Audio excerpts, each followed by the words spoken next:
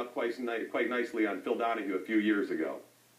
When you see around the globe the maldistribution of wealth, the desperate plight of millions of people in underdeveloped countries, when you see so few haves and so many have-nots, when you see the greed and the concentration of power with it, did you ever have a moment of doubt about capitalism and whether greed's a good idea to run on? Well, first of all, tell me, is there some society you know that doesn't run on greed?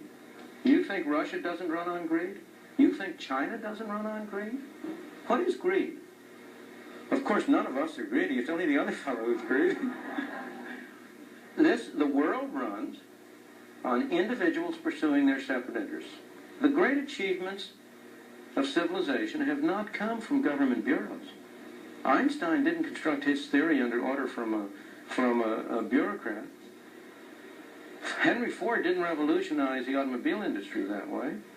In the only cases in which the masses have escaped from the kind of grinding poverty you're talking about, the only cases in recorded history are where they have had capitalism and largely free trade. There's no disputing that. In just the past 25 years, 1 billion people have been lifted out of poverty. The global poverty rate has dropped from 37% down to 10%. Who's doing that? Venezuela? You don't see people navigating shark-infested waters in life rafts just for a chance to be in a socialist Venezuela. No, there are food shortages there, water rationing, gas rationing. They come here to the land of the free. Being poor here means that you are rich by world standards. Literacy rates increase when they come here. Infant mortality drops. Life expectancy goes up. Health improvements. See, the beauty of the free market system is that eventually the best ideas always win out. Innovation and inspiration can't be manufactured. The one thing people who fled socialist and communist regimes always say when they come here is they are blown away by the choices we have. You like your options? Then thank the free market for them. Let me tell a little story to prove this. In 1989, Boris Yeltsin visited Houston, Texas to see the Space Center. And during a break in the action, he wanted to see a bit of the city. While going around town, he stopped at a grocery store. And he, quote, roamed the aisles of Randall's, nodding his head in amazement. You see, Russians had to wait in line for goods. He said if his people had seen all the choices that he had seen there would be a revolution. He stared at the produce section. Even the Politburo doesn't have this choice.